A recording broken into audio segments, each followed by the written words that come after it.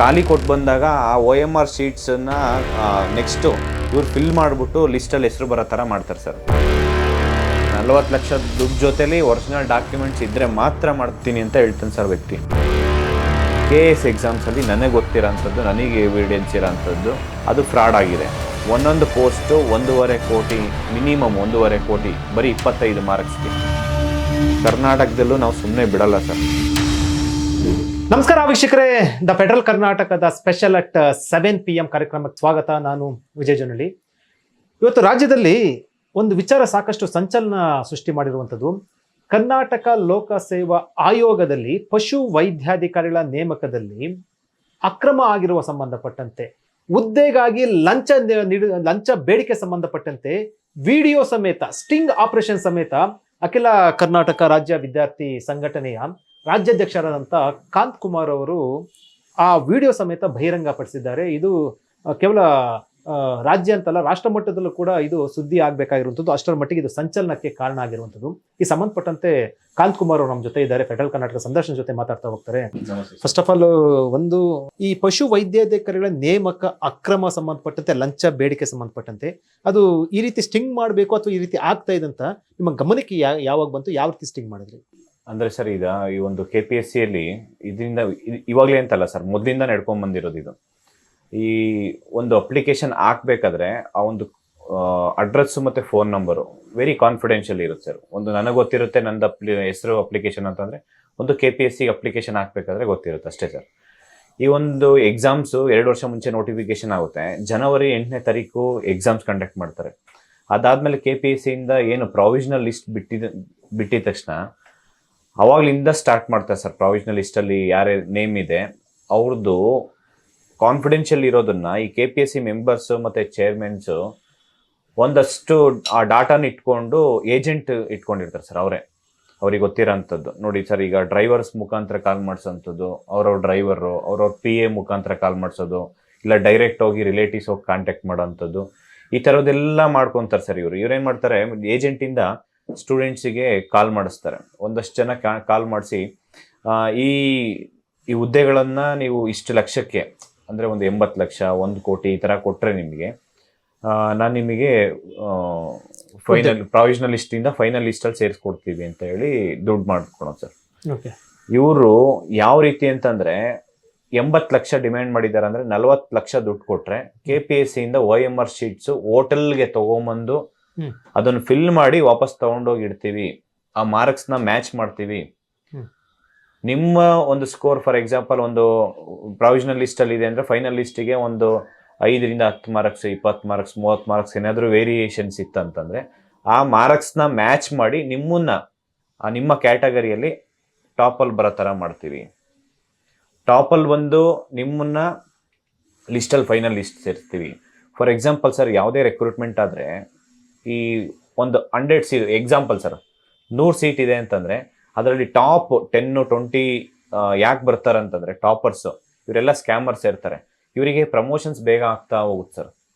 Last ಕ್ಯಾಂಡಿಡೇಟ್ಗೂ first ಕ್ಯಾಂಡಿಡೇಟ್ಸ್ಗೂ difference ಏನಂತಂದರೆ, promotion ಈಗ ಒಂದು 5 ವರ್ಷ 10 ವರ್ಷ ಆಗೋಂಥ ಪ್ರಮೋಷನ್ ಬೇಗ ಆಗುತ್ತೆ. ಫಾರ್ ಎಕ್ಸಾಂಪಲ್ 5 ವರ್ಷಕ್ಕೆ ಒಂದು ಪ್ರಮೋಷನ್ ಸಿಗುತ್ತೆ ಅಂತಂದರೆ ಟಾಪಲ್ಲಿರೋರಿಗೆ, ಬೇರೆಯವರಿಗೆ 10 ವರ್ಷ ಬೇಕು ಅದೇ ಪ್ರಮೋಷನ್ಸ್ಗೆ. ಅವ್ರು ಸೀನಿಯರ್ ಆಗ್ತಾರೆ, ಸೇಮ್ ಬ್ಯಾಚ್ ಇರುತ್ತೆ, ಸೀನಿಯರ್ ಆಗ್ತಾನೆ, ಮತ್ತು ಅವ್ನ ಕೆಳಗಡೆನೆ ಸೇಮ್ ಬ್ಯಾಚಲ್ಲಿ ಇರೋಂಥನು ಕೆಲಸ ಮಾಡೋಂಥ ಸಿಚುವೇಶನ್ಸ್ ಕ್ರಿಯೇಟ್ ಆಗುತ್ತೆ. ಬಟ್ ಆದರೆ ಈ ಏನು ದುಡ್ಡು ಕೊಟ್ಟು ಬರ್ತಾರಲ್ಲ ಅವ್ರಿಗೆಲ್ಲ ಬೇಗ ಪ್ರಮೋಷನ್ಸು ಸಿಗುತ್ತೆ ಇಲ್ಲಿ. ಓಕೆ. ಮತ್ತು ಇಲ್ಲಿ ಇಲಾಖೆ ಒಳಗಡೆ ನೋಡಿ ಸರ್, ಅವರಿಗೆ ಆ ಕಾಲ್ ಮಾಡಿ ನಂಬರ್ಸ್ ಕೇಳ್ತಾರೆ ಅಂತಂದರೆ ಆ ಮ್ಯಾಟರ್ಸ್ ಯಾರಿಗೆ ಗೊತ್ತಿರುತ್ತೆ, ಮೆಂಬರ್ಸ್ಗಷ್ಟೇ ಗೊತ್ತಿರುತ್ತೆ. ಮತ್ತು ಆ ಕ್ಯಾಟಗರಿ ನೋಡಿ ಸರ್, ಬೇಕಾರೆ ಆ ಸೇಮ್ ಕ್ಯಾಸ್ಟ್ ಇರೋನೇ ಟಾಪಲ್ಲಿ ಇರ್ತಾನೆ, ಒಂದೇ ಲಿಸ್ಟು ವೆಟರ್ನರಿ ಆಫೀಸರ್ಸ್. ಅಂದರೆ ಈ ರೀತಿ ಫ್ರಾಡ್ ಆಗ್ತಾ ಇದೆ ಸರ್. ನಂಬರ್ಸ್ ಕಾಲ್ ಮಾಡೋದು, ನಿಮಗೆ ಕಾಂಟ್ಯಾಕ್ಟ್ ಮಾಡಿ 40 lakhs sir, with original documents. ಯಾರು ಸ್ಕ್ಯಾಮ್ ಅಂದರೆ ಏಜೆಂಟ್ ಇರ್ತಾನೆ, ಒರಿಜಿನಲ್ ಡಾಕ್ಯುಮೆಂಟ್ಸ್ ಪೂರ್ತಿ ಅವನಿಗೆ ಕೊಡಬೇಕು. ಒಂದು ಸತಿ ಒರಿಜಿನಲ್ ಡಾಕ್ಯುಮೆಂಟ್ಸ್ ಕೊಟ್ಟರೆ ಮುಗೀತು ಸರ್. ಅದು ಅವ್ನು ಕಮಿಟ್ ಆಗಿ ದುಡ್ಡು ಕೊಟ್ಟರೆ ಮುಗೀತು. ಆ ಸೀದಾ OMR ಶೀಟ್ಸ್ ತೊಗೊಂಬಂದು ಫಿಲ್ ಮಾಡಿ ವಾಪಸ್ ಇಟ್ಟು, ಸಪೋಸ್ ಏನಾದರೂ OMR ಶೀಟ್ಸ್ ಆಗಿಲ್ವಾ, ಲಾಸ್ಟ್ ಮೂಮೆಂಟ್ ಇದೆಯಾ, ನಿಮಗೆ ಆ ಮಾರ್ಕ್ಸ್ ಜಾಸ್ತಿ ಮಾಡಿ ಫೈನಲ್ ಲಿಸ್ಟಿಗೆ ಸೇರಿಸೋಂಥ ಕೆಲಸ KPSCಯಲ್ಲಿ ನಡೆಯುತ್ತೆ. ನಿಮಗೆ ಈ ರೀತಿ ಅನುಮಾನ ಬಂದಿದ್ದು ಅದು ಕಾಲ್ ಬಂದಾಗ ನೀವು ಸ್ಟಿಂಗ್ ಮಾಡಬೇಕು ಅಂದಾಗ ಹೆಂಗೆ ನೀವು ಅದನ್ನ ಮಾಡಿದ್ರಿ ಅಂತ ವಿವರಣೆ ಕೊಡೋದಾದ್ರೆ? ಈ ಸರ್ ವೆಟರ್ನರಿ ಆಫೀಸರ್ ಯಾರು ಎಕ್ಸಾಮ್ ಬರ್ದಿರ್ತಾರೆ ಅವ್ರಿಗೆ ಒಂದಷ್ಟು ಜನ ಕಾಲ್ಸ್ ಬಂದಿರುತ್ತೆ ಆ ನಂಬರ್ಸ್ ಇಂದ. ಆ ನಂಬರ್ಸ್ ತಗೊಂಡು ನನ್ನ ಹತ್ರ ಬರ್ತಾರೆ ಕ್ಯಾಂಡಿಡೇಟ್ಸ್. ಆಮೇಲೆ ನಾವು ಕುತ್ಕೊಂಡು ಈ ತರ ಚರ್ಚೆ ಮಾಡಿ ಏನ್ ಮಾಡ್ಬೋದು ಏನಿಲ್ಲ ಅಂತ ಹೇಳಿದಾಗ ನಾವು ಆ ನಂಬರ್ಸ್ ಕಾಲ್ ಮಾಡ್ತೀವಿ ಸರ್, ಹಿಂಗಿದೆ ಅಂತ ಹೇಳ್ಬಿಟ್ಟು. ಆ ಕಾಲ್ ಮಾಡಿದಾಗ ಸ್ಟೂಡೆಂಟ್ಸು ಮತ್ತೆ ಪೇರೆಂಟ್ಸ್ ತರ ಮಾತಾಡೋವಂಥದ್ದು ಈ ತರ ಚರ್ಚೆ ಮಾಡಿಕೊಂಡು ಅವರಿಗೆ ಕಳ್ಸಿಕೊಡ್ತೀವಿ ಸರ್. ಅಂದ್ರೆ ಇಲ್ಲಿಂದ ಬಿಜಾಪುರ್ಗೂ ಕ್ಯಾಂಡಿಡೇಟ್ ಕಳ್ಸಿಕೊಡ್ತೀವಿ. ಮತ್ತೆ ಈವನ್ ಚೆಕ್ಕು ಕೂಡ ಕೊಡ್ತೀವಿ ಅವನಿಗೆ. ಟ್ರಸ್ಟ್ ಬರ್ಬೇಕಲ್ಲ ಸರ್ ಇವನಿಗೆ ಈ ತರ ಮಾಡ್ತೀವಿ ಅಂತ. ಮತ್ತೆ ಅವನ ಫೋನು ಅವನ ಜೊತೆ ಚರ್ಚೆ ಮಾಡ್ಬೇಕಾದ್ರೆ ಅವ್ನು ಹೇಳ್ತಾನೆ ಸರ್, ಈ ಫೋನ್ ಒಳಗಡೆ ನೋಡಿ ನಾನು ಲಾಸ್ಟ್ ಸುಮಾರು 37 ಜನಕ್ಕೆ ಹಿಂಗೆ ಮಾಡಿಸ್ಕೊಟ್ಟಿದೀನಿ, ನಿಮ್ದು ಮಾಡ್ಸಿದೀನಿ, PDO ಮಾಡ್ಸಿದೀನಿ, KS ಮಾಡ್ಸಿದೀನಿ, ಈ ತರ ಎಲ್ಲ ಫೋನಲ್ಲಿ ಹಿಂಗೆ ತೋರಿಸ್ತಾನೆ ಸರ್ ಅವನು. ಅಂದ್ರೆ OMR ಶೀಟ್ಸ್ ನ ಇವರು ಖಾಲಿ ಕೊಟ್ಬಿಡ್ತಾರೆ ಸರ್ ಕ್ಯಾಂಡಿಡೇಟ್ಸ್. ಆ ಖಾಲಿ ಕೊಟ್ಟು ಬಂದಾಗ ಆ OMR ಶೀಟ್ಸ್ ನ ನೆಕ್ಸ್ಟ್ ಇವ್ರು ಫಿಲ್ ಮಾಡ್ಬಿಟ್ಟು ಲಿಸ್ಟ್ ಅಲ್ಲಿ ಹೆಸರು ಬರೋ ತರ ಮಾಡ್ತಾರೆ ಸರ್.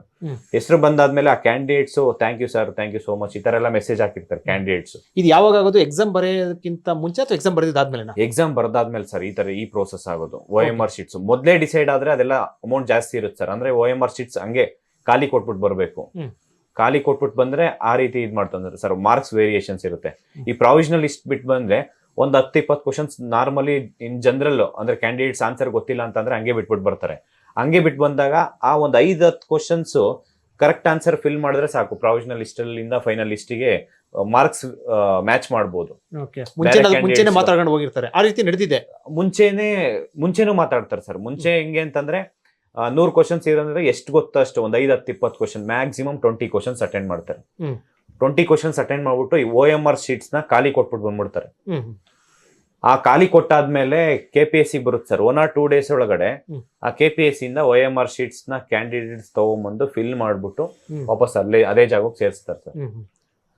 ಈ ರೀತಿ KPSC ಅಲ್ಲಿ ಸ್ಕ್ಯಾಮ್ ಆಗುತ್ತೆ. ಒಂದು ಆ ಫೋನಲ್ಲಿ ವಾಟ್ಸಪ್ ಫೋನಲ್ಲಿ ನೀಟಾಗಿ ನೋಡಿದ್ದಾನೆ ಸರ್ ಕ್ಯಾಂಡಿಡೇಟ್ಸ್ ನಾನು ಕಳ್ಸಿಕೊಟ್ಟಿದ್ದೆ, ಚೆಕ್ ಕಳ್ಸಿಕೊಟ್ಟಿದ್ದೆ, ದುಡ್ಡು ಕಳ್ಸಿರ್ಲಿಲ್ಲ ಅವ್ರ ಹತ್ರ, ಡಾಕ್ಯುಮೆಂಟ್ಸ್ ಕಳ್ಸಿರ್ಲಿಲ್ಲ ಸರ್. ಡಾಕ್ಯುಮೆಂಟ್ಸ್ ಆಮೇಲೆ ಇದ್ ಮಾಡೋಣ ಅಂತ ಹೇಳ್ಬಿಟ್ಟು ಆಮೇಲೆ ನಾವು ಜಸ್ಟ್ ಫೋನಲ್ಲಿ ಮಾತಾಡ್ಕೊಂಡು ಸುಮಾರು 1 ವಾರ ಫೋನಲ್ಲಿ ಮಾತಾಡ್ಕೊಂಡಿದ್ವಿ ಸರ್ ಹಂಗೆ ಚರ್ಚೆ ಮಾಡ್ತಾ. ಅವ್ರು ಈ ತರ ಇದ್ ಮಾಡೋದಕ್ಕೆ ಆ ವ್ಯಕ್ತಿ 40 ಲಕ್ಷ ಕೊಡೋ ತನಕ ನಾನು ಏನು ಮಾಡಲ್ಲ ಅನ್ನೋ ತರ ಪ್ರೋಸೆಸ್. 40 ಲಕ್ಷ ಕೊಟ್ರೆ ನಿಮಗೆ ಏನ್ ಬೇಕಾದ್ರೂ ಮಾಡ್ತೀವಿ ಅನ್ನೋ ತರ ಫುಲ್ ಅಮೌಂಟ್. ಈ ಸ್ಟೂಡೆಂಟ್ಸ್ ಹತ್ರ 40 ಲಕ್ಷ ಒಂದೇ ಸತಿ ಕೊಟ್ಟು ಇದ್ ಮಾಡೋದಾದ್ರೆ ಆ ಬಡವರು ಎಲ್ಲಿಂದ ಎಕ್ಸಾಮ್ ಬರೆಯಕ್ಕಾಗುತ್ತೆ ಸರ್? ಆ ಪರಿಸ್ಥಿತಿಗೆ ಈ ತರ ಏಜೆಂಟ್ ಬಿಟ್ಟು KPSC ಮೆಂಬರ್ಸು.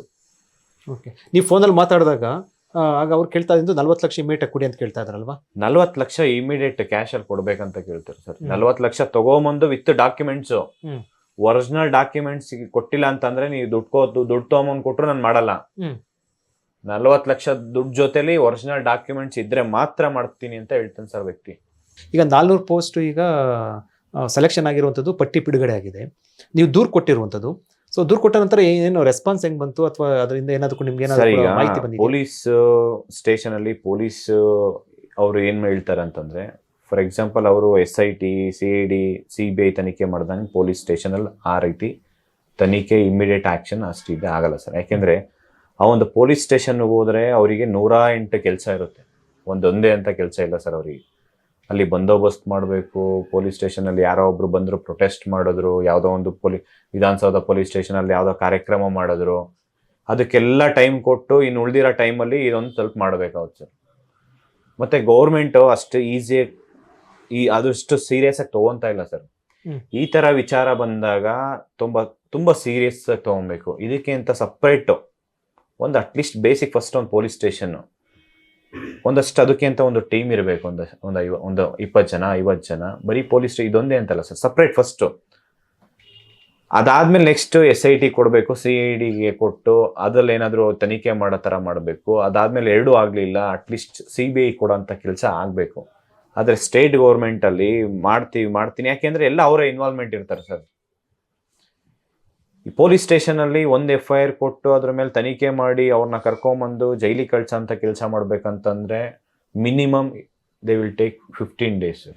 15 ಡೇಸ್ ಕಡಿಮೆ ಏನೂ ಆಗಲ್ಲ. ಇನ್ನೇನು ದೂರು ಕೊಟ್ಟ ನಂತರ ಏನ್ ಬೆಳವಣಿಗೆ ಏನಾಗಿದೆ, ಅಂದ್ರೆ ಆಕ್ಷನ್ ಏನಾದ್ರು ಆಗಿದೆಯಾ ಸರ್? ನಾವು ದೂರು ಕೊಟ್ಟಿರೋದು ತುಂಬಾ ದಿನ ಆಗಿದೆ ಒಂದು ಅವ್ರ ಮೇಲೆ. ಯಾಕೆಂದ್ರೆ ಅವ್ರ ಡಾಕ್ಯುಮೆಂಟ್ಸ್ ಫೋನಲ್ಲಿ ಮಾತಾಡಿರೋಂಥ ಎವಿಡೆನ್ಸ್ ಅದೆಲ್ಲ ನಿನ್ನೆ ಸಾಕ್ಷಿ ಸಮೇತ ಈಗ ಸಾಕ್ಷಿ ಸಮೇತ ಕೊಟ್ಟಿದೀವಿ ಸರ್. ಮತ್ತೆ ಏನ್ 17ನೇ ತಾರೀಕಿಗೆ ರಿಸಲ್ಟ್ ಬಿಟ್ಟಿದ್ದಾರೆ, ಫೈನಲ್ ಲಿಸ್ಟ್ ವೆಟರ್ನರಿ ಆಫೀಸರ್ ಅಲ್ಲಿ. ಆ ಲಿಸ್ಟ್ ಒಳಗಡೆ ಸುಮಾರು 40 ಜನ ಕ್ಯಾಂಡಿಡೇಟ್ಸ್. ಒಂದು OMR ಫಿಲ್ ಮಾಡಿರೋಂಥದ್ದು, ಎರಡನೇದು KPSC ಮೆಂಬರ್ಸು ಆರ್ ಚೇರ್ಮನ್ ಗೊತ್ತಿರೋ ಅಂತ ಏನು ಕ್ವಶನ್ ಪೇಪರ್ ಅಲ್ಲಿ ಇರೋ ಕ್ವಶನ್ ಪೇಪರ್ ಕೊಡಲ್ಲ ಸರ್ ಇವರು. ಕ್ವಶನ್ ಪೇಪರ್ ಕೊಟ್ರೆ ಅದನ್ನ ಫೋಟೋ ಗೀಟ ತಗೊಂಡು ಎಲ್ಲೋ ಒಂದ್ ಕಡೆ ಶೇರ್ ಮಾಡ್ಬಿಡ್ತಾರೆ ಅಂತೇಳಿ, ಬರೀ ಕ್ವಶನ್ಸ್ ಅಷ್ಟೇ ಕೊಡ್ತಾರೆ. ಈಗ ಎಕ್ಸಾಮ್ಸ್ ಬರೋಂಥ ಕ್ವಶನ್ಸ್ 100ಕ್ಕೆ 80 ಕ್ವಶನ್ಸ್ ಕೊಟ್ರೆ is the topper sir. There is no doubt. ಯಾಕೆಂದ್ರೆ KPSC ಕಂಡಕ್ಟ್ ಮಾಡೋಂಥ ಒಂದು ಎಕ್ಸಾಮ್ಸು ತುಂಬಾ ಅಂದ್ರೆ ಟಫ್ ಇರುತ್ತೆ ಕ್ವಶನ್ಸ್. ಅಷ್ಟು ಈಸಿಯಾಗಿ ಯಾರು ಔಟ್ ತೆಗೆಯೋದಕ್ಕಾಗಲ್ಲ. ಮೋರ್ ದೆನ್ 70% ಯಾರು ತಗೊಳಕ್ಕಾಗಲ್ಲ. ಔಟ್ ಆಫ್ 100 ಕ್ವಶನ್ಸ್ ಇದೆ ಅಂದ್ರೆ 30 ಕ್ವಶನ್ಸ್ ತುಂಬಾ ವೆರಿ ಡಿಫಿಕಲ್ಟ್ ಇರುತ್ತೆ. ನೀವು ಹೆಂಗೆ ಆನ್ಸರ್ ಮಾಡಿದ್ರು ಅದು ಕರೆಕ್ಟ್ ಮಾಡೋಕ್ಕಾಗಲ್ಲ, ಅಷ್ಟು ಟಫ್ ಇರುತ್ತೆ.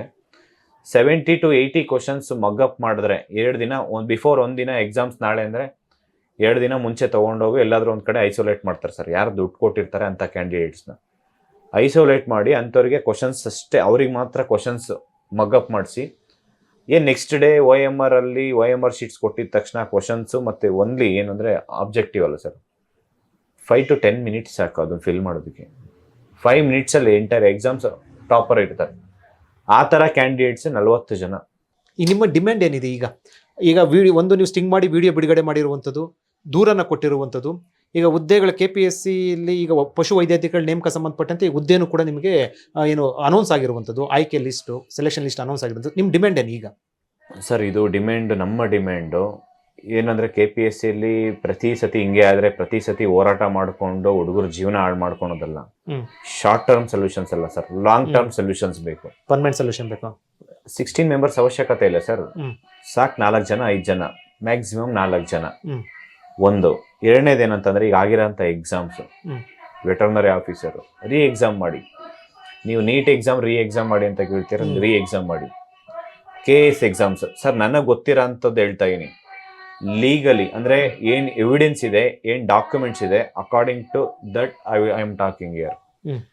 ಏನಂತಂದ್ರೆ ಈಗ ಫಾರ್ ಎಕ್ಸಾಂಪಲ್ ವೆಟರ್ನರಿ ಆಫೀಸರ್ಸ್ ಇದು ಫ್ರಾಡ್ ಆಗಿದೆ, ಅವರಿಗೆ ಜಸ್ಟಿಸ್ ಸಿಗಬೇಕು. KS ಎಕ್ಸಾಮ್ಸ್ ಅಲ್ಲಿ ನನಗೆ ಗೊತ್ತಿರೋಂಥದ್ದು, ನನಗೆ ಎವಿಡೆನ್ಸ್ ಇರೋಂಥದ್ದು ಅದು ಫ್ರಾಡ್ ಆಗಿದೆ.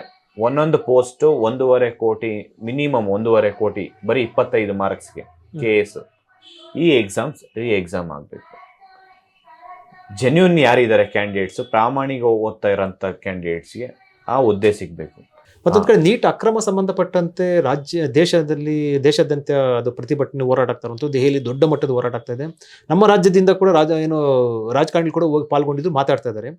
ಇಲ್ಲಿ ನಮ್ಮ ರಾಜ್ಯದಲ್ಲಿ ಕಣ್ಣು ಮುಂದೆನೇ ಇರುವಂಥದ್ದು, ವಿಡಿಯೋ ಸಾಕ್ಷಿ ಸಮೇತ ಇರುವಂಥದ್ದು ಈ ಒಂದು ಅಕ್ರಮ, KPSC ಅಲ್ಲಿ ನೇಮಕಾತಿ ಅಕ್ರಮ. ಏನ್ ಹೇಳ್ತಾ ಇದ್ರ ಬಗ್ಗೆ ಸರ್? ಇದು ನೋಡಿ, ಒಂದು ಯಾವುದೇ ಒಂದು ಪ್ರತಿಭಟನೆ, ಒಂದು ಆಂದೋಲನ, ಒಂದು ಚಳುವಳಿ ನಡೀತಾ ಇರಬೇಕಾದ್ರೆ ಈಗ ಅವರು ಪ್ಯೂರ್ಲಿ ಸ್ಟೂಡೆಂಟ್ಸ್ ಮಾಡ್ತಾ ಇದ್ರು, ಅದು ಹಂಗೆ ಬಿಡಬೇಕಾಯ್ತು. ನಂದು ಒಪಿನಿಯನ್, ಪರ್ಸನಲ್ ಒಪಿನಿಯನ್ ಸರ್. ಯಾಕೆ ಅಂತಂದ್ರೆ ಅದು ಪೀಸ್ಫುಲ್ ಪ್ರೊಟೆಸ್ಟ್. ಈ ಒಂದು ಏನಂತಂದ್ರೆ ಒಂಥರ ಡೆಸ್ಟ್ರಾಯ್ ಆಗ್ಬಿಟ್ಟಿದೆ ಸರ್. ಈಗ ಪ್ರೊಟೆಸ್ಟ್ ಅನ್ನೋದು ಹೆಂಗೆ ಅಂದ್ರೆ ಅದು ದಿಕ್ ತಪ್ಪಿದೆ ನೋಡಿ ಸರ್. ಈಗ ಯಾರ್ಯಾರೋ ಬಂದಿದ್ದಾರೆ, ಅದರಲ್ಲಿ ಓಕೆ, ಔಟ್ ಆಫ್ 1 ಲಕ್ಷ ಜನ ಅಂದ್ರೂ ಅದರಲ್ಲಿ 90,000 ಜನ ಸ್ಟೂಡೆಂಟ್ಸ್ ಇದ್ರು 10,000 ಜನ ಸಾಕು ಸರ್. 100ರಲ್ಲಿ ಒಬ್ಬ ಕಲ್ಲು ಹೊಡೆದ್ರು ಎಲ್ಲಾರ ಮೇಲೂ ಬರುತ್ತದು. ಯಾವನೋ ಒಬ್ಬ ಪೊಲೀಸ್ಗೆ ಹೊಡೆದ್ರೆ ಏನಾಗುತ್ತದು? ಎಲ್ಲಾರು ಪೊಲೀಸ್ ವಾಪಸ್ ಅವನಿಗೆ ಹೊಡಿತಾನೆ. ಅವ್ನು ಹೊಡೆದಾಗ ಇನ್ನು ಉಳಿದವರೆಲ್ಲ ಏನಾಗ್ತಾರೆ, ನಮ್ಮವನು ಹೊಡೆದ್ಬಿಟ್ಟ ಅನ್ನೋ ಥರ ಅವ್ರ ಜೊತೆ ಸೇರಿ ನಿಂತ್ಕೊಂತಾರೆ. ಅವಾಗ ಏನಾಗ್ಬಿಡುತ್ತೆ ಸರ್, ಇಂಟೆನ್ಷನ್ಸ್ ಅದು ಇಲ್ಲದೆ ಇದ್ರೂ ಇಂಟೆನ್ಷನ್ಸ್ ಆ ಮೂಮೆಂಟ್ ಕ್ರಿಯೇಟ್ ಆಗುತ್ತೆ. ಘರ್ಷಣೆ ಕ್ರಿಯೇಟ್ ಆದಾಗ ನೋಡಿ ಸರ್, ಅಹಿಂಸಾತ್ಮಕವಾಗಿ ಯಾವುದೇ ಒಂದು ಮೂಮೆಂಟ್, ಒಂದು ಚಳುವಳಿ ತಿರುಗಿದಾಗ ಅದಕ್ಕೆ ಸೊಲ್ಯೂಷನ್ ಸಿಗಲ್ಲ. ಇಷ್ಟೆಲ್ಲ ಹೋರಾಟ ಆಗ್ತಾ ಇದೆ, ಇಷ್ಟೆಲ್ಲ ಆದಾಗ ಸೆಂಟ್ರಲ್ ಗೌರ್ಮೆಂಟ್ ಸರ್, ಈಗ ಡೆಲ್ಲಿಯಲ್ಲೂ BJP ಗೌರ್ಮೆಂಟ್ ಇದೆ, ಸೆಂಟ್ರಲ್ ಗೌರ್ಮೆಂಟು BJP ಇದೆ. ಒಂದು ಇಂಟೆಲಿಜೆನ್ಸ್ ಏನ್ ಮಾಡ್ತಾ ಇದೆ ಸರ್? ಈಗ ಸ್ಟೂಡೆಂಟ್ಸ್, ಅದು ಎಜುಕೇಟೆಡ್ ಯೂತ್ಸ್ ಪ್ರೊಟೆಸ್ಟ್ ಮಾಡ್ತಾ ಇದಾರೆ ಅಂತಂದ್ರೆ ಸುಮ್ಮನೆ ಮಾಡಲ್ಲ. ಆ ಮೂಮೆಂಟ್ ಯಾವತ್ತೂ ಅದನ್ನ ಕಡಿಮೆ ಅಂತೂ ಆಗಲ್ಲ. ನೀವು ಎಷ್ಟು ಹತ್ತಿಕಂತ ಕೆಲಸ ಮಾಡ್ತೀರಾ ಹೋರಾಟನ, ಅದು ಇನ್ನೂ ಜಾಸ್ತಿ ಆಗುತ್ತೆ, ಯಾವತ್ತೂ ಕಡಿಮೆ ಆಗಲ್ಲ. ಯಾವ ಹೋರಾಟನೂ ಅಷ್ಟೇ ಸರ್, ಹತ್ತಿಕಂತ ಕೆಲಸ ಮಾಡಬಾರ್ದು. ಅವರ ನೋವು ಏನಿದೆ ಅದನ್ನ ಹೇಳ್ಕೊಳೋದು ಬಿಡಬೇಕು ಫಸ್ಟ್, ಕೇಳ್ಬೇಕು ಫಸ್ಟ್. ಅದು ಗೌರ್ಮೆಂಟ್ ಆಗಿರ್ಬೋದು, ಗೌರ್ಮೆಂಟ್ ರೆಪ್ರೆಸೆಂಟೇಟಿವ್, ರಾಜಕೀಯ ವ್ಯಕ್ತಿಗಳು, ಮತ್ತೆ ಅಲ್ಲಿಂದ ಅಧಿಕಾರಿಗಳು ಎಲ್ಲ ಅವ್ರ ಸ್ಟೂಡೆಂಟ್ಸ್ ನೋವೇನಿದೆ ಅದನ್ನ ಕೇಳಬೇಕು. ಮತ್ತೆ ಅದಕ್ಕೆ ಸೊಲ್ಯೂಷನ್ಸ್ ಏನು ಸರ್, ನಮ್ಮ ದೇಶದಲ್ಲಿ ಸೊಲ್ಯೂಷನ್ಸ್ ಇಲ್ಲ ಅಂತಲ್ಲ, ದೇರ್ ಇಸ್ ಒನ್ ಪ್ರಾಬ್ಲಮ್ ಅಂದ್ರೆ ದೇರ್ ಆರ್ 1000 ಸೊಲ್ಯೂಷನ್ಸ್. ಆ ಸೊಲ್ಯೂಷನ್ಸ್ ಏನಂತ ಹೇಳ್ಬಿಟ್ಟು ಕರೆದು ಚರ್ಚೆ ಮಾಡಿ, ದಿನ ಒಂದು ಟೈಮ್ ಚರ್ಚೆ ಮಾಡಿ, ಹಿಂಗಲ್ಲ ಹಿಂಗ್ ಮಾಡ್ತೀವಿ ಅಂತ ಹೇಳ್ಬೋದಾಯ್ತು ಸರ್. ಈಗ 21 ಜನ ತೀರ್ಕೊಂಡು ಡೆತ್ ಆದ್ರು, ಆ 21 ಜನ ಫ್ಯಾಮಿಲೀಸ್ ಕರೆದು, ಇಲ್ಲ ನಿಮ್ಮ ಮನೇಲಿ ಒಂದು ಜಾಬ್ ಕೊಡ್ತೀವಿ, ಈ ಥರ ಆಗಿದೆ, ಆ ಮೋಟಿವೇಶನ್ಸು, ಒಂದು ಏನಾದರೂ ಅವರಿಗೆ ಅಪ್ರೋಪ್ರಿಯೇಟ್ ಸೊಲ್ಯೂಷನ್ಸ್ ಆದರೂ ಕೊಡ್ಬೇಕಲ್ಲ ಸರ್. ಆ ಸಮಾಧಾನಕ್ಕೆ ಒಂದು ಸಾತ್ವನಾದರೂ ಹೇಳ್ಬೇಕು BJP ಅವರು. ನಾನು ಕಾಂಗ್ರೆಸ್ಗೂ ಅಪ್ರಿಷಿಯೇಟ್ ಮಾಡ್ತೀನಿ ಸರ್, ಇನ್ನು ಹೋರಾಟ ಮಾಡಿದ್ದಾರೆ ಇಲ್ಲ ಅಂತ ಇಲ್ಲ, ಆಮ್ ಆದ್ಮಿ ಪಾರ್ಟಿಗೆ ಅದಂತಲ್ಲ. ಬಟ್ ಇಷ್ಟು ದಿನ ಏನು ಮಾಡಿದ್ರು, ಮೇ 3ನೇ ತಾರೀಕು ಆಗಿದ್ದು, ಇವ್ರದ್ದು ಎಲ್ಲ ಕಡೆ ಕೆಲವೊಂದು ಗೌರ್ಮೆಂಟ್ ಇದ್ದಾವೆ, ಆ ಗೌರ್ಮೆಂಟಿಂದ ಅವ್ರಿಗೆ ಏನು ಸೊಲ್ಯೂಷನ್ಸ್ ಕೊಟ್ರಿ 21 ಜನಕ್ಕೆ? ಫಸ್ಟ್ ನೀವೇನಾದರೂ ಕೊಡಬೇಕಲ್ಲ. 20 ಜನ ಡೆತ್ ಆಗಿರೋರಿಗೆ ಏನಾದರೂ ಅವ್ರ ಮನೆಗೆ ಹೋಗಿ ಸಾಂತ್ವನ ಹೇಳೋದು, ಇಲ್ಲ ಅಲ್ಲಿಗೆ ಹೋಗಿ ಏನಾದರೂ ನೀವು ಒಂದು ಕೊಟ್ಟರೆ ಅದು ಆಪೋಸಿಟ್ ಹೋಗೋದಾಗ ನಾವು ಈ ಥರ ಮಾಡಿದ್ದೀವಿ ಇವರಿಗೆ, ನೀವು ಮಾಡಿ ಅಂತ ಪ್ರಶ್ನೆ ಮಾಡ್ಬೋದು. ಸುಮ್ಮನೆ ಇವ್ರ ಮೇಲೆ ಅವರು ಮೊಟ್ಟೆ ಎಸ್ಕೊಳೋದು, ಹೊಡೆದಾಡೋದು, ಅವ್ರು ಹೊಡೆದ್ರು ಅಂತ ಇವ್ರು ಹೊಡೆಯೋದು, ಇಲ್ಲ ಇವ್ರ ಕಚೇರಿ ಮುಂದೆ ಅವ್ರೋಗಿ ಮುತ್ತಿಗೆ ಹಾಕೋದು, ಅವ್ರ ಕಚೇರಿ ಮುಂದೆ ಇವ್ರ ಮುತ್ತಿಗೆ ಹಾಕೋದ್ರಿಂದ ಏನು ಸೊಲ್ಯೂಷನ್ ಸಿಗುತ್ತೆ ಸರ್? ಬರೀ ರಾಜಕಾರಣ ಆಯ್ತು ಅಷ್ಟೇ. ಟಾಪಿಕ್ ಡೈವರ್ಟ್ ಆಯ್ತು, ಒರಿಜಿನಲ್ ಏನಾಯ್ತು ಅದು ಕಾಸು, ಒಟ್ಟು ಅದನ್ನು ಮುಗಿಸಿ ಒಟ್ಟು ರಾಜಕೀಯವಾಗಿ ಏನಾದರೂ ಒಂದು ಮಾಡ್ಬಿಡೋಣ ಅಂತೇಳಿ.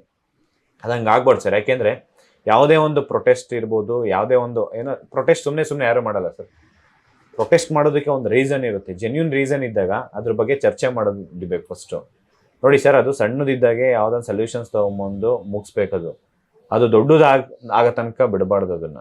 ರಾಜಕಾರಣ ಸರ್, ಈಗ ಅಲ್ಲಿ ಹೋಗಿರೋದು ಮಾತಾಡಿರೋಂಥದ್ದು ಅಪ್ರಿಶಿಯೇಟ್ ಮಾಡೋಂಥದ್ದೇ. ಯಾಕೆಂದ್ರೆ ಹೋರಾಟಕ್ಕೆ ಭಾಗಿಯಾಗಿ ಮಾತಾಡ್ತಿದಾರ ಅಂತಂದ್ರೆ ಅವ್ರ ಪರವಾಗಿ ಅದನ್ನ ಅಪ್ರಿಶಿಯೇಟ್ ಮಾಡಬೇಕು. But in the same time ಇಲ್ಲಿ ಕರ್ನಾಟಕದಲ್ಲೂ ಏನಾಗ್ತಾ ಇದೆ, ನಾನು BJP ಅವ್ರಿಗೂ ಅದೇ ಪ್ರಶ್ನೆ ಮಾಡ್ತೀನಿ ಸರ್, ಮತ್ತೆ JDS ಅವ್ರಿಗೂ ಅದೇ ಪ್ರಶ್ನೆ ಮಾಡ್ತೀನಿ. ಈಗ ಕಾಂಗ್ರೆಸ್ ಗೌರ್ಮೆಂಟ್ ಇದ್ದಾಗ ಅವ್ರಲ್ಲಿ KPSC ಅಲ್ಲಿ ತಪ್ಪು ಮಾಡ್ತಿದಾರೆ ಅಂತಂದ್ರೆ BJP ಅವರಾಗಿರ್ಬೋದು, JDS ಆಗಿರ್ಬೋದು, ನಮ್ ಜೊತೆ ಎಲ್ಲೋ ಕೆಲವೊಂದು ಲೀಡರ್ಸ್ ಅಷ್ಟೇ ಸರ್. ನಾವು ಜನ್ಜಿ ಪ್ರೊಟೆಸ್ಟ್ ಅಂತ ಏನಿದೆ ಅದು ಇಂಡಿಯಾದಲ್ಲೇ ಫಸ್ಟ್ ನಾವೇ ಮಾಡಿರೋದು. ಧಾರವಾಡ ಪ್ರೊಟೆಸ್ಟ್ ಅಲ್ಲಿ ದೊಡ್ಡ 1 ಲಕ್ಷಕ್ಕೂ ಹೆಚ್ಚು ಆಸ್ಪಿರೆಂಟ್ಸ್ ಸೇರ್ಕೊಂಡು ಹೋರಾಟ ಮಾಡಿದೀವಿ. ಅಷ್ಟು ದೊಡ್ಡ ಹೋರಾಟ ಮಾಡಿದಾಗೂ ಇಲ್ಲಿಗೂ ಪಬ್ಲಿಕ್ ತೊಂದರೆ ಆಗಿಲ್ಲ, ಯಾರಿಗೂ ಏನಾಗ್ಲಿಲ್ಲ.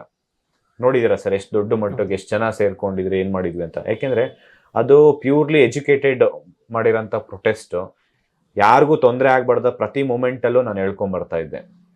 ಅದೇ ರೀತಿ ಸ್ಟೂಡೆಂಟ್ಸ್ ನಡ್ಕೊಂಡ್ರು ಆಯ್ತು. ಬಟ್ ಆ ಮೂಮೆಂಟ್ ಅಲ್ಲಿ ಎಲ್ಲೋ ಕೆಲವೊಬ್ರು ಅಷ್ಟೇ ಲೀಡರ್ಸ್, BJP ಲೀಡರ್ಸ್ ಬಂದು ನಮ್ ಜೊತೆ ಜಾಯ್ನ್ ಆಗಿರೋಂಥದ್ದು. ಎಲ್ಲೋಗಿದ್ದಾರೆ ಸರ್ BJP ಆಗಿರ್ಬೋದು, JDS ಲೀಡರ್ಸ್? ಇಷ್ಟೆಲ್ಲ ಅಕ್ರಮ ಆಗಿದೆ, KPSC ಅಲ್ಲಿ ಇಷ್ಟೆಲ್ಲ ಅಕ್ರಮ ಆಗಿದೆ.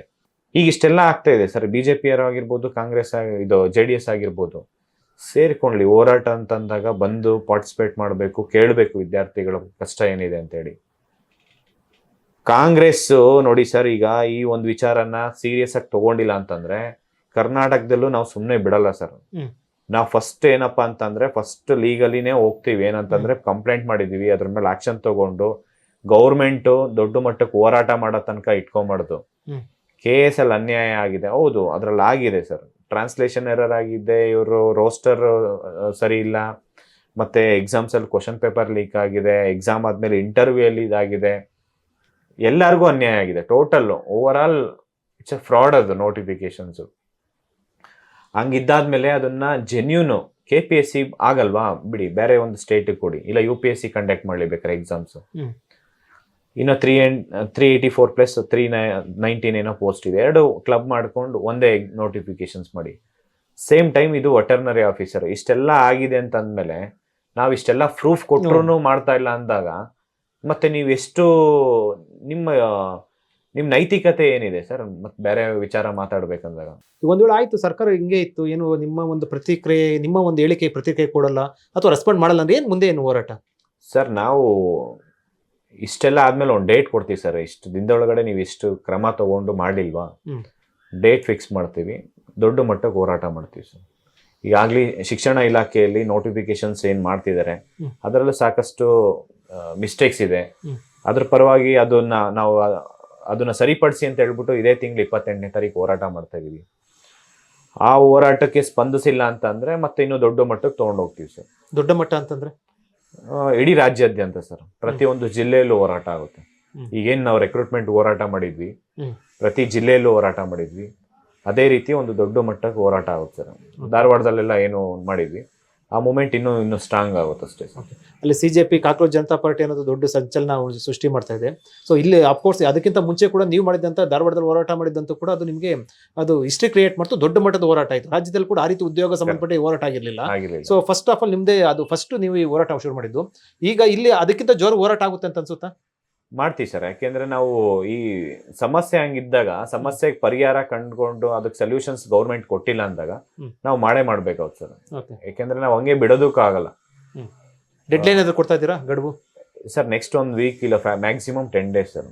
10 ಡೇಸ್ ಒಳಗಡೆ ಇವರು ಬಗೆಹರಿಸಿಲ್ಲ ಅಂತಂದ್ರೆ ನಾವು ಅದೇ ಕೋರ್ಟು 29ನೇ ತಾರೀಕು ಕೋರ್ಟು ಇದೆ ಸರ್, ಅದು ನೋಡ್ಕೊಂಡು ಒಂದು ನಿರ್ಧಾರ ಮಾಡ್ಬೇಕಂತ ಇದೆ. ಅಂದ್ರೆ ಆಗಸ್ಟ್ ಮೊದಲ ವಾರದಲ್ಲಿ ಒಂದು ದೊಡ್ಡ ಹೋರಾಟ ಇದೆ ವಿದ್ಯಾರ್ಥಿ ಸಂಘಟನೆ ಅಂತ ಹೇಳ್ಬೋದಾ? ಖಂಡಿತ ಸರ್. ಆಗಸ್ಟ್ ಅಲ್ಲಿ ಫಸ್ಟ್ ವೀಕು ಸರ್. ಈಗ ಅಲ್ಲಿ ಬಿಜೆಪಿ ತಪ್ಪು ಮಾಡಿದ್ದಾರೆ ನೀಟ್ ಎಕ್ಸಾಮ್ಸ್ ಅಲ್ಲಿ. ನಾನು ಆಮ್ ಆದ್ಮಿ ಪಾರ್ಟಿ, ಕಾಂಗ್ರೆಸ್, ಬೇರೆ ಬೇರೆ KRS ಪಾರ್ಟಿ, ಯಾವುದೇ ಪಾರ್ಟಿ ಪೊಲಿಟಿಕಲ್ ಪಾರ್ಟಿ ಅಲ್ಲಿ ಏನ್ ಪ್ರಶ್ನೆ ಮಾಡ್ತಿದ್ದೀರಾ ಅಟ್ ದ ಸೇಮ್ ಟೈಮ್ ನೀವು ಇಲ್ಲೂ ಪ್ರಶ್ನೆ ಮಾಡಿ, ಇದನ್ನ ಸರಿಪಡಿಸಿ. ಫಸ್ಟ್ ನಮ್ಮ ರಾಜ್ಯದಲ್ಲಿ ನಮ್ಮ ರಾಜ್ಯದಲ್ಲಿ ಆಗಿರೋಂಥ ತಪ್ಪುಗಳನ್ನ ಸರಿಪಡಿಸಿ, ಸೇಮ್ ಟೈಮ್ ಅಲ್ಲೂ ಆಗ್ತಾ ಇರೋಂಥ ತಪ್ಪುಗಳನ್ನ ಸರಿಪಡಿಸ್ಬೇಕಾಗುತ್ತೆ.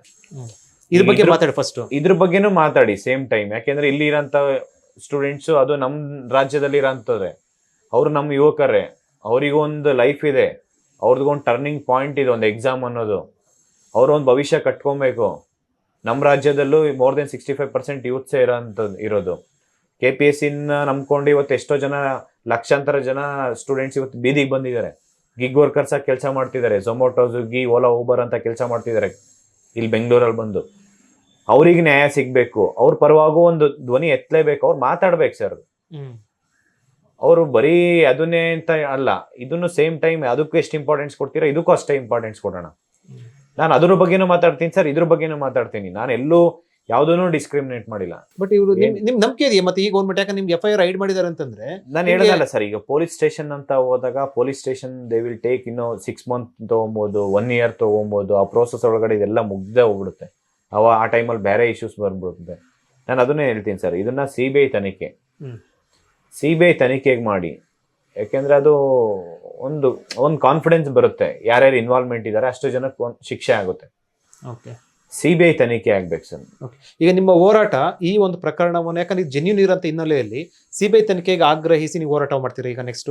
ಹೌದು ಸರ್. ಯಾಕೆಂದ್ರೆ KPSC ಕಂಪ್ಲೀಟ್ ಏನು ಒಂದು ಲಾಸ್ಟ್ 5-6 ಇಯರ್ಸ್ ಇಂದ ಈ ಸಾವುಕಾರ್ ಶಿವಶಂಕರಪ್ಪ ಅವ್ರು ಏನಿದ್ರು ಚೇರ್ಮನ್ ಆಗಿ, ಅಷ್ಟು ಅವಧಿಯಲ್ಲಿ ಯಾವ ರೆಕ್ರೂಟ್ಮೆಂಟ್ ಆಗಿದೆ ಮತ್ತೆ ಅದ್ರ ಅಷ್ಟನ್ನ CBI ತನಿಖೆ ಆಗ್ಬೇಕು ಸರ್. ಹೋರಾಟ ಯಾವ ಸ್ವರೂಪ ಇರುತ್ತೆ? ಅಂದ್ರೆ ವಿದ್ಯಾರ್ಥಿಗಳ ಜೊತೆಯಲ್ಲಿ ಅಥವಾ ಆಕಾಂಕ್ಷಿಗಳ ಜೊತೆಯಲ್ಲಿ? ಸರ್ ನಾವು ಶಾಂತಿಯುತವಾಗಿ ಮಾಡ್ತೀವಿ ಹೋರಾಟನ. ನಾವು ಏನಂತಂದ್ರೆ ರಾಜ್ಯ ಸರ್ಕಾರ ಅದನ್ನ ಸೀರಿಯಸ್ ಆಗಿ ತಗೋಣ ತರ ಮಾಡ್ತೀವಿ. ಯಾಕಂದ್ರೆ ನಾವು ಅಷ್ಟು ಸುಮ್ನೆ ಬಿಡಲ್ಲ ಹೋರಾಟ. ಸುಮ್ನೆ ಏನೋ ಒಂದಿನ ಮಾಡ್ಬಿಟ್ಟು ಹೋರಾಟ ಹಂಗಲ್ಲ. ನಾವು ಎಲ್ಲಿ ಯಾವ ರೀತಿ ಮಾಡ್ಬೇಕಂತ ಹೇಳ್ಬಿಟ್ಟು ರಾಜ್ಯಾದ್ಯಂತ ಹೋರಾಟ ಪ್ಲಾನ್ ಮಾಡ್ತೀವಿ. ಈಗ ಸಮಾಧಾನ ಅಂದ್ರೆ ಉದ್ಯೋಗ ನೇಮಕಾತಿ ಸಂಬಂಧಪಟ್ಟ ನೋಟಿಫಿಕೇಶನ್ಸ್ ಮಾಡ್ತಾ ಇರೋದು ಒಂದು ಸಮಾಧಾನ ಇದೆ ಅಷ್ಟೇ ಸರ್. ನಮಗೆ ತೃಪ್ತಿ ತಂದಿಲ್ಲ. ತೃಪ್ತಿ ಯಾವಾಗ ಅಂತಂದ್ರೆ ಪ್ರಾಮಾಣಿಕವಾಗಿ ಓದಿದಂತವ್ರಿಗೆ ಕೆಲಸ ಸಿಕ್ಕಿ ನಮ್ಮನ್ನ ಬಂದು ಕೆಲಸ ಸಿಕ್ಕಿದೆ, ಈ ತರ ಬಡವರಿಗೆ ಸಿಕ್ಕಿದೆ ಅನ್ನೋ ತರ ಆದಾಗ ನಮ್ ಮುಂದೆ ಕಾಣಿಸುತ್ತೆ ಸರ್ ಯಾರ್ಯಾರು ಇದ್ದಾರೆ ಸೆಲೆಕ್ಷನ್ ಲಿಸ್ಟ್ ಅಲ್ಲಿ. ಅವಾಗ ನಮಗೆ ಅದೊಂದು ಸ್ಯಾಟಿಸ್ಫ್ಯಾಕ್ಷನ್ ಸಿಗುತ್ತೆ. ಅಲ್ಲಿವರೆಗೂ ಸ್ಯಾಟಿಸ್ಫ್ಯಾಕ್ಷನ್ ಇಲ್ಲ. ಕಾಂತಕುಮಾರ್, ಫೈನಲ್ ಆಗಿ ಈ ಒಂದು KPSC ಅಕ್ರಮ ಸಂಬಂಧಪಟ್ಟಂತೆ ಸರ್ಕಾರಕ್ಕೆ ಏನ್ ಹೇಳ್ತೀರಾ? ಗಡುವು ಏನಿರುತ್ತೆ, ಏನು ಹೋರಾಟ ಗಡುವು ಏನಂತ ಹೇಳ್ತೀರಾ? ಜಾಸ್ತಿ ಅಂದ್ರೆ ಈ ಒಂದು KPSC ವಿಚಾರ ಬಂದಾಗ ಮತ್ತೆ ಸ್ಟೂಡೆಂಟ್ಸ್ ಎಜುಕೇಶನ್ ಡಿಪಾರ್ಟ್ಮೆಂಟ್ ಅಲ್ಲಿ ಮ್ಯಾಕ್ಸಿಮಮ್ 10 ಡೇಸ್ ಸರ್. 10 ಡೇಸ್ ಒಳಗಡೆ ಈ ಸಮಸ್ಯೆ ಬಗೆಹರಿಬೇಕು. ಇಲ್ಲ ಅಂತಂದ್ರೆ ನಾವು ದೊಡ್ಡ ಮಟ್ಟಕ್ಕೆ ಹೋರಾಟ ಮಾಡ್ತೀವಿ. Thank you Kanthakumar. ವೀಕ್ಷಕರೇ, ಇದು ಅಖಿಲ ಕರ್ನಾಟಕ ವಿದ್ಯಾರ್ಥಿ ಸಂಘಟನೆಯ ರಾಜ್ಯಾಧ್ಯಕ್ಷರಾದಂಥ ಕಾಂತಕುಮಾರ್ ಅವರ ಒಂದು ಅಭಿಪ್ರಾಯ ಮತ್ತು ಮಾತು ಬಹಳ ಸ್ಪಷ್ಟವಾಗಿ ಹೇಳಿರುವಂಥದ್ದು. KPSCಯಲ್ಲಿ ಆಗ್ತಿರುವಂಥ ಅಕ್ರಮ ಇದೆ ಅಲ್ವಾ, ಅದು ಸಾಕ್ಷಿ ಸಮೇತ ಕೂಡ ನಾವು ಉದ್ಯೋಗ ನೇಮಕಾತಿಯಲ್ಲಿ ಲಂಚದ ಅವ್ಯವಹಾರ ಸಾಕ್ಷಿ ಸಮೇತ ನಾವು ಪ್ರೂವ್ ಅನ್ನ ಮಾಡಿರುವಂಥದ್ದು. ಈ ಸಂಬಂಧಪಟ್ಟಂತೆ ದೂರನ್ನ ಕೊಟ್ಟರು ಕೂಡ ಸರಿಯಾದ ಕ್ರಮ ಆಗುತ್ತೆ ಇಲ್ಲ ಅನ್ನೋಂಥದ್ದು ಕೂಡ ಇನ್ನೂ ಕೂಡ ನಂಬಿಕೆ ಇಲ್ಲ. ಆದ್ರೆ CBI ತನಿಖೆಗೆ ವಹಿಸಬೇಕು. ಇಲ್ಲ ಅಂತಂದ್ರೆ 1 ವಾರ ಅಥವಾ 10 ದಿವಸ ಗಡುವು ಕೊಟ್ಟಿರುವಂಥದ್ದು, ಇಲ್ಲಾಂದ್ರೆ ದೊಡ್ಡ ಮಟ್ಟದ ಹೋರಾಟ ಮಾಡ್ತೀವಿ, ಶಾಂತಿಯುತ ಹೋರಾಟ ಮಾಡ್ತೀವಿ ಅಂತ ಎಚ್ಚರಿಕೆಯನ್ನ ಕೊಟ್ಟಿರುವಂಥದ್ದು.